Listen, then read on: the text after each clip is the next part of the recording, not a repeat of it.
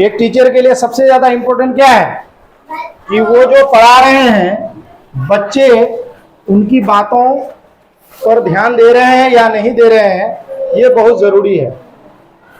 तो सबसे पहले आप सभी बच्चे मेरी ओर ध्यान से देखिए और अपने आगे जो है अपनी पाठ्य पुस्तक जो है चौथा वर्ग का हिंदी विषय हमारा आहार कविता निकाल लीजिए। निकाल ली हैं सभी? चलिए शुरू करते हैं। तो सबसे पहले समझते हैं कि आहार किसे कहते हैं। आहार का अर्थ जो है आपकी पाठ्य पुस्तक में दिया गया है खाना, यानी उसको हम लोग भोजन भी कहते हैं। आहार का अर्थ भोजन या खाना होता है। समझ में आ रहा है? क्या ललन, क्या हालचाल है? ठीक है ना? मन लग रहा है पढ़ाई में? मन लगना चाहिए। देखिए दो बातें हैं, सबसे पहले याद रखिए। मैं उसमें से एक बात बताऊंगा, दूसरा बात आपको खुद याद है। पहली बात, आपको खाने की इच्छा जब होती है तो थोड़ा सा भोजन अगर इधर उधर भी होता है तो आप खा लेते हैं, लेकिन जब खाने की इच्छा ना हो, अगर उस समय अच्छा भोजन भी होता है तो आपको खाने का मन नहीं करता है या आप नहीं खा पाते हैं। तो इसलिए पहले भूख होनी चाहिए। पढ़ने की भी एक ललक, एक भूख इंसान के अंदर होनी चाहिए। तो क्या हमारे अंदर पढ़ने की भूख है? कुछ सीखने की चाहत है कि कुछ सीखेंगे और शिक्षक आपको सिखाएंगे। सीखने की चाहत नहीं होगी, मैं आपको कभी नहीं सिखा सकता हूं। शिक्षक को कहा जाता है कि शिक्षक एक मार्गदर्शक होता है। शिक्षक क्या होता है? एक मार्गदर्शक होता है, वो रास्ता दिखाने वाला होता है। चलना आपको है, चलना आपको है, मैं सिर्फ रास्ता दिखाने का काम करूंगा। मैं आपके साथ चलूंगा नहीं, बल्कि चलना आपको है। तो शिक्षक एक मार्गदर्शक होता है। मार्गदर्शक का अर्थ होता है रास्ता दिखलाने वाला।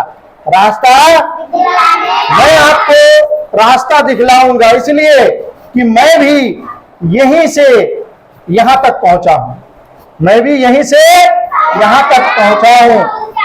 देखिए आपके और मेरे बीच की दूरी ज्यादा है? आपके और मेरे बीच की दूरी नहीं है ज्यादा, देखने में लग रहा है, लेकिन पता है इस दूरी को तय करके यहां तक आने में आपको बहुत लंबा समय लगेगा।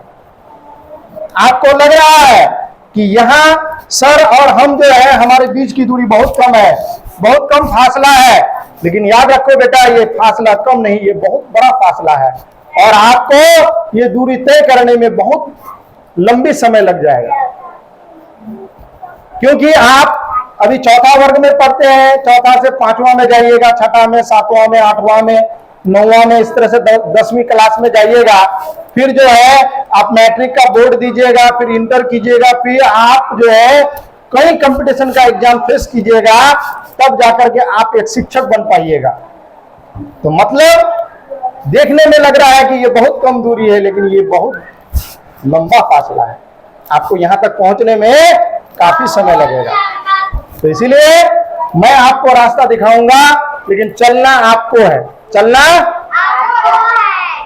हमको है, चलना तो फिर कैसे बोले सर जी आपको है? मैंने चलना आप लोगों को है। मैं बताऊंगा कि किस तरह से पढ़ाई की जाती है, कैसे पढ़ने में मन लगेगा, कैसे घर में हम लोग होमवर्क बनाएंगे, किस समय पढ़ेंगे तो ज्यादा याद होगा। ये बातें आप लोगों को क्लास में बहुत पहले भी हम बता चुके हैं। तो आज हम लोग एक कविता हमारा आहार जो है पढ़ने जा रहे हैं। बहुत ही इंपॉर्टेंट कविता है, याद रखिए। सबसे पहले मनुष्य का स्वस्थ रहना बहुत जरूरी है। जब तक आप अच्छा भोजन नहीं लीजिएगा तो आप स्वस्थ नहीं रहिएगा। आप स्वस्थ नहीं रहिएगा। क्या नंदनी, सही बात है कि नहीं? कहता है कि स्वस्थ मस्तिष्क में ही स्वस्थ शरीर का विकास होता है। अगर आपका जो है स्वस्थ शरीर में ही स्वस्थ मस्तिष्क का क्या होता है? विकास होता है। यानी आपका शरीर अगर स्वस्थ रहेगा तो आपका मस्तिष्क भी स्वस्थ रहेगा, और जब आपका मस्तिष्क स्वस्थ रहेगा तो आपको शिक्षक की सारी बातें आपको समझ में आने लगेगी, पढ़ाई की सारी बातें आपको समझ में आने लगेगी। जब आपका शरीर ही स्वस्थ नहीं रहेगा, आप बीमार रहिएगा, तो आप तो सबसे पहली बात प्रत्येक दिन आप स्कूल नहीं जा पाइएगा। प्रतिदिन स्कूल जा पाइएगा? जब प्रतिदिन आप स्कूल नहीं जाइएगा तो सर जी जो रेगुलर आपको पढ़ाते हैं तो आपका तो क्लास छूट जाएगा। मैंने आज अगर मान लीजिए मैं आज हमारा आहार कविता अगर आप लोगों को आज पढ़ा दूंगा तो कल तो ये कविता नहीं पढ़ाऊंगा, कल तो चाहे इसका क्वेश्चन आंसर करवाऊंगा या इसके शब्दार्थ आप लोगों से पूछूंगा। तो आपका तो एक कड़ी छूट गया, एक क्लास आपकी जो है छूट गई। तो इसलिए आपको प्रतिदिन आना है, तो इससे पहले आपको स्वस्थ रहना बहुत जरूरी है। जब तक आप स्वस्थ नहीं रहिएगा तो आप प्रतिदिन स्कूल नहीं आने पाइएगा। तो स्वस्थ रहने के लिए अच्छे आहार का होना बहुत जरूरी है। तो इसीलिए आज हम लोग पढ़ेंगे हमारा आहार। तो हमारा आहार कैसा होना चाहिए इसके बारे में हम लोग पढ़ेंगे। सुनिए बात को गौर से। कहता है कैसा हो अपना आहार, आओ मिलकर करे विचार। तो हमारा आहार कैसा होना चाहिए, हमारा भोजन कैसा होना चाहिए, इस पर आज हम लोग विचार करेंगे। क्या अंशु? बोलो, मन लग रहा है ना पढ़ाई में? तो चल आज हम लोग विचार करेंगे। कहता है कि चावल दाल और सब्जी खाओ, तन में चुस्ती फुर्ती लाओ। अब अगर हम लोग चावल दाल और सब्जी का सेवन करते हैं, इस्तेमाल करते हैं, अगर चावल दाल और सब्जी खाते हैं तो तन में इससे चुस्ती और फुर्ती आती है। तन में से तन का अर्थ क्या होता है? तन का अर्थ होता है शरीर। तन का अर्थ क्या होता है? शरीर। जिस्म यानी हमारे जिस्म में कुव्वत आएगी, हमारे शरीर में ताकत आएगी। कैसे? चुस्ती फुर्ती आएगी। कैसे आएगी बताइए तो? जब हम दाल चावल और सब्जी का इस्तेमाल करेंगे तब जाकर के हमारे शरीर में चुस्ती फुर्ती आएगी। बेटा ध्यान दीजिए इधर देखिए, हम आप लोगों को इतना अच्छा से पढ़ाते हैं, आप तो ध्यान नहीं दीजिएगा तो थोड़ा सा दुख तो हमको होता है। पता है एक शिक्षक के लिए सबसे दुख की बात क्या होती है? जब बच्चे उसकी बातों पर ध्यान नहीं देते हैं। समझे? इसलिए ध्यान दीजिए, हमें भी खुशी होगी। आगे देखिए क्या कहता है, केवल आलू तुम मत लाना, भिंडी परवल नेनुआ भी लाना। क्या कहता है? केवल आलू तुम मत लाना, भिंडी परवल नेनुआ भी लाना। मतलब सिर्फ बाजार से हम लोग आलू को खरीद करके नहीं लाना है। सिर्फ आलू ही एक सब्जी नहीं है, आलू के अलावे भिंडी है, परवल है, नेनुआ है, गाजर है, मूली है, टमाटर है, ये सब का भी इस्तेमाल करना चाहिए। ये नहीं कि सिर्फ बाजार गए और आलू उठा के लेके आए, किसी दिन बनाए आलू का सब्जी, किसी दिन बनाए आलू का चोखा, किसी दिन बनाए जो है आलू का जो है पकोड़ा। ऐसा नहीं होना चाहिए। आलू के अलावे जो है बाजार में बहुत सारी सब्जियां हैं, हरी हरी सब्जियां हैं, आप हरी हरी सब्जियों का इस्तेमाल कीजिए। कहता है दूध दही तुम शक्कर खाओ, फल फूलों के बाग लगाओ। अब कहता है कि दूध दही तुम शक्कर खाओ। शक्कर खाने का मतलब खूब इस्तेमाल कीजिए, दूध दही का खूब इस्तेमाल कीजिए। दूध दही से शरीर में जो है बहुत ज्यादा एनर्जी आता है ना, शरीर में जो है चुस्ती फुर्ती आती है। इसलिए दूध दही का इस्तेमाल हम लोगों को ज्यादा करना है। कहता है कि फल फूलों के बाग लगाओ। अब देखिए हम लोगों को क्या करना चाहिए, हम लोग तो ऐसे बाजार से फल फूल खरीदते ही हैं, लेकिन कुछ कुछ फलों के जो है हम लोग बाग लगा सकते हैं। जैसे अमरूद का ध्यान दीजिए, जैसे अमरूद के पेड़ तो हम लोग लगा ही सकते हैं। मान लिया सेब का पेड़ हम लोग यहाँ नहीं लगा सकते हैं, अमरूद हुआ और भी बहुत सारे फल है, लीची हुआ और क्या क्या है बताइए, दो चार फल का अनार हो गया, अनार का भी लगाते हैं, अनार भी होता है। और आम का, संतरा का, केला का भी लगा सकते, वेरी गुड। और कटहल का। चलिए तो देखिए सब कोई मिलकर के अलग अलग बताए तो आप समझ में आ गए ना कि कितने सारे फल के पेड़ हम लोग जो है लगा सकते हैं। तो फलों के जो है हम लोग जो है बाग लगा सकते हैं, यानी फल फूलों के बाग। बाग मतलब होता है बगीचा। बाग का अर्थ क्या होता है? बगीचा। अच्छा बगीचा किसको कहेंगे? अब एक साथ कई पेड़ों को जब लगाते हैं तो उसको हम लोग बगीचा कहते हैं। एक पेड़ लगा देंगे तो ये नहीं कह सकते कि ये मेरा बगीचा है।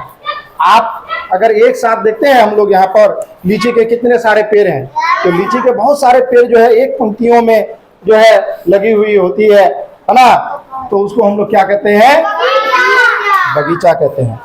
चलिए अब आगे देखिए, कहता है आम अमरूद पपीता खाओ, आम अमरूद केला बेल भी घर ले आओ।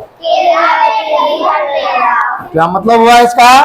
कहता है कि आम अमरूद पपीता खाओ, तो हम लोगों को आम भी खाना चाहिए, पपीता भी खाना चाहिए, और अमरूद भी खाना चाहिए, केला भी खाना चाहिए, और बेल भी खाना चाहिए। अच्छा एक बात पता है, इसके बारे में कुछ कुछ हम शॉर्ट में बता देते हैं आप लोगों को। पपीता है ना, पपीता बहुत ही अच्छा फल है। पपीता आपका जो है एक ऐसा फल है जिसमें समझिए कि बहुत सारे यानी सभी विटामिन जो है उसमें पाए जाते हैं, या ये कह सकते हैं कि पपीता जो है एक ऐसा फल है जिसमें सारे विटामिन पाए जाते हैं। यानी कह सकते हैं कि पपीता एक जो है आपका संपूर्ण आहार है। यानी आप पपीता अगर सेवन करते हैं, पपीता अगर खाते हैं, तो आप कई बीमारी से बच सकते हैं। सबसे पहली बात, कुछ कुछ हमको जो जानकारी है हम बता देते हैं। पपीता खाने से सबसे पहली बात कि किसी को भी जो है कॉन्स्टिपेशन यानी कब्जियत का शिकायत नहीं होगा। कब्जियत समझते हैं, जब हम लोग शौचालय जाते हैं तो ठीक से शौच नहीं कर पाते हैं, उसी को कहते हैं कब्जियत, कॉन्स्टिपेशन। तो आपको कॉन्स्टिपेशन नहीं हो, इसके लिए आप खूब पपीता को खाइए, और खास करके पके पपीता में तो और भी जो है बहुत सारे गुण हैं, तो इसीलिए पपीता का इस्तेमाल कीजिए। अच्छा बेल हम लोग के यहाँ बहुत होता है ना, और बहुत काफी सस्ता भी यहाँ मिलता है आपका पेतरिया बाजार में, है ना। तो गर्मी के मौसम में आप क्या करें, जब बेल बाजार में मिलता है तो आप उस बेल को लेके आए, और रात में क्या कीजिए कि उसका जो है पूरा जो है गूदा जो होता है अंदर से उसको निकाल लीजिए, और उसको पानी में डाल के छोड़ दीजिए, और रात भर उसको पानी में रहने दीजिए, और सुबह उसी पानी का जो है शरबत बना करके आप पी लीजिए। थोड़ा सा स्वाद के अनुसार उसमें आप चीनी भी मिला सकते हैं, लेकिन ज़्यादा चीनी का इस्तेमाल भी नहीं करना चाहिए। उसमें आप हल्का सा नमक, चीनी स्वाद के अनुसार, या फिर नींबू उसमें हल्का सा जो है डालकर आप उसका सेवन कीजिए। इससे आपका पेट साफ रहेगा। पेट में कभी भी आपका फैट यानी चर्बी जो होता है ना नहीं बढ़ेगा। आदमी देखते हैं कोई मोटा हो जाता है, पूरा पेट एकदम ऐसे निकल जाता है, चलने में काफी तकलीफ हो जाता है। तो पेट का बड़ा होना ये अच्छे स्वास्थ्य की निशानी नहीं है। आपका पेट हमेशा जो है अंदर की ओर होनी चाहिए। और पता है कुछ लोग जो है ना हमेशा सो करके ज्यादा रहते हैं, खड़े होकर के चलना फिरना पसंद नहीं करते हैं, ऐसे लोगों का अक्सर जो है पेट निकल जाता है। आप लोग खुद देखे होंगे कि मैं क्लास में आप लोगों को कभी भी पढ़ाता हूं बैठ करके नहीं, यानी कुर्सी का इस्तेमाल नहीं करता हूं। यानी इससे क्या फायदा है? देखिए इससे एक तो फायदा यह है कि सभी बच्चों को जो है मैंने दिखाई पड़ता है, और सभी बच्चे जो है इसमें ध्यान देते भी है पढ़ाई में। इसीलिए टीचर को भी चाहिए कि वो खड़े होकर के ही बच्चों को पढ़ाए, और पढ़ाने का सही यही तरीका है। चलिए तो आगे हम लोग किताब की ओर आते हैं। कहता है कि खरबूज तरबूज ककड़ी खीरा गर्मी की हरते हैं पीरा। क्या कहता है? खरबूज तरबूज ककड़ी खीरा गर्मी की हरते हैं पीरा। तो खरबूज और तरबूज बाजार में मिलता है कि नहीं? ककड़ी भी मिलता है, खीरा भी मिलता है। जानते हैं ये गर्मी की हरते हैं पीरा, यानी गर्मी में जो कष्ट होता है, जो पीड़ा होता है, जो रोग होता है, गर्मी के वजह से आपको वो नहीं होगा।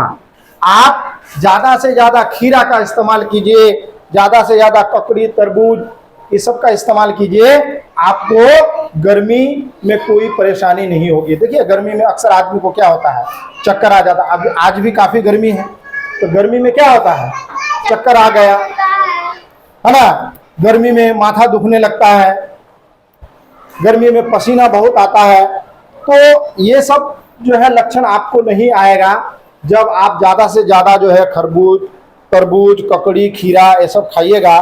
तो आप गर्मी की वजह से जो आपको परेशानी होती है वो आपको कभी भी नहीं होगी। अब कहता है खूब करो पानी का व्यवहार, इसकी महिमा अपरंपार। समझे? पानी का व्यवहार कीजिए। महिमा माने होता है यानी महिमा का अर्थ क्या होता है? अरे महिमा किसको कहेंगे? महिमा का मतलब होता है गुण। इसके गुण जो होते हैं, इसके महिमा जो होते हैं वो अपरंपार होते हैं, यानी काफी होते हैं, बहुत होते हैं। इसके अंदर जो गुण होते हैं वो बहुत सारे गुण हैं। अच्छा एक बात बताइए, हम लोग यहाँ जितने भी बच्चे हैं पानी पीते हैं तो पानी के लिए क्या हमको किसी को रुपया या कोई टैक्स या कर देना पड़ता है? बताइए। खरीद के लेते हैं? नहीं लेते हैं। ये आपको फ्री ऑफ कॉस्ट यानी बिल्कुल मुफ्त है, आपको इसके लिए रुपया नहीं देना पड़ता है जी? पानी को खरीदना पड़ता है? नहीं पड़ता है। लेकिन पानी का जो व्यवहार अगर कीजिएगा तो इसकी महिमा बहुत अपरंपार है, इसमें बहुत सारे गुण हैं, इसमें बहुत सारे गुण हैं। आप पानी का इस्तेमाल ज्यादा से ज्यादा कीजिए, गर्मी में खूब पानी पीजिए, गर्मी में खूब पानी पीजिए। आप पानी अगर ज्यादा इस्तेमाल करेंगे तो आपका शरीर स्वस्थ रहेगा, आपके शरीर में कभी पानी की कमी नहीं होगी, आपको कभी भी कॉन्स्टिपेशन कब्जियत नहीं होगी, आपका पाचन क्रिया कभी भी खराब नहीं होगा, यानी आप जो भी खाइएगा आपका भोजन आसानी से पच जाएगा। अच्छा हम लोग क्या करते हैं, हम लोग में गलती देखिएगा, हम लोग जब भी खाना खाते हैं ना, खाना खाने के बाद जो है थोड़ा सा पानी पी लेते हैं, तुरंत पानी पी लेते हैं, तुरंत नहीं पीना। बीच बीच में खाना खाए थोड़ा थोड़ा पानी पी लीजिए, लेकिन खाना खाने के बाद कम से कम 10-15 मिनट बाद आप पानी पीजिए। और खाने के बाद ही नहीं, आप दिन भर में पानी का इस्तेमाल आप करते रहिए। ये नहीं कि सिर्फ खाना खाया जिस समय उसी समय पानी पिए और उसके अलावा पानी नहीं पीते, अक्सर हम लोग देखते हैं। ऐसा नहीं होना चाहिए, पानी आप दिन भर में जो है इस्तेमाल करते रहिए। चलिए आगे देखिए, कहता है खूब करो पानी का व्यवहार, इसकी महिमा अपरंपार। तो पढ़ा दिए, भोजन में हो खूब सलाद, इसका है अपना अंदाज। भोजन में हो खूब सलाद। संजना नंदनी ध्यान नहीं दे रही है तुम दोनों। कहता है भोजन में हो खूब सलाद, इसका है अपना अंदाज। तो हमारा जो भोजन होना चाहिए उसमें क्या होना चाहिए? सलाद होना चाहिए। अच्छा सलाद क्या होता है? किसका किसका सलाद बनाते हैं बताइए? एक बच्चा बताइए, ललन खड़े हो जाइए। प्याज का, चुकंदर, खीरा। अब तुम बैठ जाओ, अब दूसरा बताइएगा। चलिए चुकंदर खीरा के अलावा बताइए और क्या क्या सलाद में? मूली, मिर्च भी होता है, हरी मिर्च और टमाटर। चलिए बैठिए, बहुत अच्छी बात। देखिए सलाद हम लोग किस किस का बना सकते हैं? गाजर का, टमाटर का, मूली का, बंदा गोभी का भी सलाद होता है, हरी मिर्च मिला करके जो है आप सलाद बना सकते हैं। तो सलाद किसको कहेंगे? यानी जिसको कच्चा हम लोग खाते हैं, कच्चा जो चीज भी खाया जाता है ना वो असल में सलाद होता है। अब देखिएगा मूली हुआ, गाजर हुआ, टमाटर हुआ, खीरा हुआ, इन सब चीज़ों को हम लोग खाने के लिए कच्चा इस्तेमाल करते हैं। कच्चा इस्तेमाल करते नहीं? किसमें? सलाद में। इसको हम लोग पका के भी खाते हैं, लेकिन पका के खाने के बाद वो सलाद नहीं कहलाएगा। आप जब इसको कच्चा जब खाते हैं, भोजन के साथ लेते हैं, तो अब ये क्या होता है बेटा? सलाद। तो सलाद खाना चाहिए कि नहीं? तो खूब, हाँ, तो कहता है भोजन में खूब सलाद, इसका है अपना अंदाज। यानी भोजन में हो खूब सलाद, इसका है अपना अंदाज। और क्या कहता है? मूली, टमाटर, गाजर खाना, पालक को भी भूल ना जाना। मूली, टमाटर, गाजर खाना, पालक को भी भूल ना जाना। यानी हमको मूली, टमाटर, गाजर भी खाना है और पालक को भूल ना जाना, मतलब हमको पालक साग का भी इस्तेमाल करना है। किसका इस्तेमाल करना है? आगे देखिए बेटा, पालक साग। अच्छा पालक खाए हैं? हाथ ऊपर कीजिए। तो पालक का क्या क्या बना के खाए आप लोग? चलिए हाथ नीचे कीजिए। कौन साग बताया? संजना, पालक का साग बना के खाइए। और उसके अलावा पालक पनीर भी होता है, मालूम है कि नहीं? पनीर में मिला करके जो है पालक बनाया जाता है। चलिए पालक पनीर, पालक का जो है साग भी होता है। अच्छा आपको पता है पालक का जूस निकाल के भी पीने से बहुत फायदा होता है। पालक के पत्तों का जूस निकाल करके उसका जब रस को जो है अगर आप पिएंगे तो वो भी पेट के लिए बहुत फायदेमंद है। अच्छा, पालक में आयरन होता है। क्या होता है? आयरन होता है। यानी आप पालक साग का इस्तेमाल कीजिएगा। शुक्रिया बेटा, ध्यान दीजिए। पालक साग का इस्तेमाल कीजिएगा तो क्या होगा बताइए? पालक साग का इस्तेमाल अगर कीजिएगा तो आप के शरीर के अंदर आयरन की कमी नहीं होगी, यानी आयरन की पूर्ति को पूरा करता है। यानी हमारे अंदर जो खून की कमी होती है, खून की कमी नहीं होगी, यानी खून बनाने का काम करता है आपका पालक साग। इसलिए पालक साग का इस्तेमाल कीजिए। आप सबसे पहली बात तो आगे ठीक से देखिए ना। भूजा सत्तू नियमित खाएं, वैद्य हकीम घर ना आए। अच्छा, भूजा सत्तू नियमित खाएं। अच्छा, आप एक बात बताइए, अभी आदमियों का एक रुझान बना हुआ है कि भुजा हुआ चीज खाने से, सत्तू का इस्तेमाल करने से गैस बन जाता है। लेकिन पता है, अक्सर आप भुजा सत्तू का अगर इस्तेमाल कीजिएगा, जो उसका टाइम होता है, कब खाना चाहिए भुजा सत्तू? 4 बजे 5 बजे के टाइम में, शाम के टाइम में आप सत्तू का इस्तेमाल कीजिए, भुजा सत्तू का इस्तेमाल कीजिए, और उस समय थोड़ा सा आप जो है पानी पी लीजिए, तो आप देखेंगे कि आपको कभी भी पेट में बीमारी जल्दी नहीं होगी। आपका भोजन जो है हमेशा पचेगा, यानी पाचन क्रिया आपका स्ट्रॉन्ग यानी मजबूत होगा। अब देखिए, किसी को माने भुजा खाने से और माने जो है गैस बन जाता है। कारण क्या है पता है? हुमच के खा लेता है जी। और दोपहर में जितना खाना चाहिए उतना ना खाएंगे। आपको 3 टाइम, कैसे कहने का मतलब 3 या 4 टाइम आप खाते हैं, तो हर टाइम आप थोड़ा थोड़ा खाएं। ऐसा नहीं कि एक टाइम पूरा खा लिए, अब जो है दूसरा टाइम अब खाने का इच्छा ही नहीं। भाई आपका पेट ना है, ऐसा थोड़े है कि मतलब उसके अंदर डाल दिए अब पचाने का काम उसका नहीं। आप भोजन को अच्छी तरह चिबा चिबा करके खाएं, ठहर कर खाएं, ज्यादा समय लगाएं। हड़बड़ी में कभी भी खाना नहीं खाएं। और खाना खाने के बाद, यानी खाना खाते हैं जब, थोड़ी सी भूख बचा के रखिए। ये नहीं कि पूरा खा लिया, पानी पीते हैं तो अब पानी पिया नहीं जाता, नहीं। आप जो है भूख को थोड़ा सा रखिए और पानी पी करके उस भूख को पूरा कीजिए। देखिएगा आपको कभी भी पेट की कोई समस्या नहीं होगी, यानी आपका भोजन कभी भी अनपच नहीं होगा, आपका भोजन आसानी से पच जाएगा।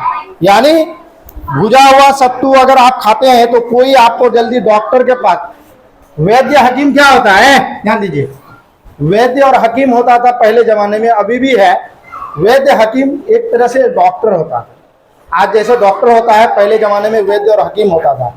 वो लोग क्या काम करते हैं? जड़ी बूटियों से, अलग अलग प्रकार के जो है जंगलों से, है ना, किसी पेड़ के पत्तों से, किसी पेड़ के जड़ से दवाई बनाता है, और वो दवाई का जो है इस्तेमाल हम लोग करते हैं। तो जो जड़ी बूटियों से जो है दवाई तैयार करता है उसको कहा जाता है वैद्य, उसी को कहते हैं हकीम। तो अगर आप भुजा हुआ सत्तू अगर आप खाते हैं नियमित, तो आप देखेंगे कि आप बहुत कम डॉक्टर के पास आपको जाना पड़ेगा। लेकिन खाने का जो तरीका है वही उसी तरीका से खाना होगा। फिर आगे देखिए क्या कहता है, सुन लीजिए। मैं जो बात बताया वही बात लिखा हुआ, देखिए। पेट से ज्यादा जब कोई खाए, पेट से ज्यादा जब कोई खाए, खाकर वो पीछे पछताए, खाकर वो पीछे पछताए। अब पेट से ज्यादा खा लीजिएगा, पेट करेगा भुरभुर। पेट क्या करेगा? भुरभुर करेगा। अब पेट गुरगुरा रहा है, पेट खराब तो होगा। पेट खराब नहीं होगा जी? पेट खराब होगा कि नहीं? अच्छा, छोटा बच्चा को अगर मारा जाए 10 डंडा, और बड़े बच्चे को जो है 10 डंडा मारा जाए, तो सबसे ज्यादा चोट किसको पहुंचेगा? छोटा बच्चा को ना। तो कहने का मतलब पेट हमारा क्या है? छोटा है। अब इसमें इतना भर खाना अगर लोड कर देंगे तो इसको तकलीफ तो ज्यादा होगा ना। तो इसीलिए हमेशा याद रखिए, पेट से ज्यादा आपको कभी भी नहीं खाना है। पेट से खाना जो खाए, खाकर वो पीछे पछताए। यानी पेट से खाना जो भी खाता है ज्यादा, वो पीछे पछताता है। तो पेट से ज्यादा खाना खाना है नहीं खाना है। चलिए आगे कहता है, ताजा खाना हरदम खाओ, नहीं बहाना कभी बनाओ। ताजा भोजन हमेशा खाना है। क्या करना है? ताजा भोजन खाना है। अच्छा, बहुत बच्चा देखेंगे कि बासी भोजन भी खा लेते हैं। देखिए, आप बासी अगर भोजन भी खाते हैं ना, तो कम से कम हम लोग गरीबी की वजह से खा लेते हैं, लेकिन गर्म करके खाना चाहिए। होना तो यही चाहिए कि कभी भी बासी भोजन नहीं खाना है। आप जितना खाते हैं उतना ही पकाइए। इससे पहले एक कविता आप लोगों को पढ़ाए थे, जितना खाओ उतना पकाओ, जितना खाओ उतना पकाओ। यानी आप जितना खाते हैं उतना पकाइए, आपको ज्यादा बचा करके क्या फायदा। मान लीजिए किसी दिन खाना थोड़ा कम पड़ गया, फिर दूसरा टाइम खा लेंगे, तो पेट में थोड़ा सा भूख रहने से आप मर नहीं जाइएगा, बल्कि आप स्वस्थ रहिएगा।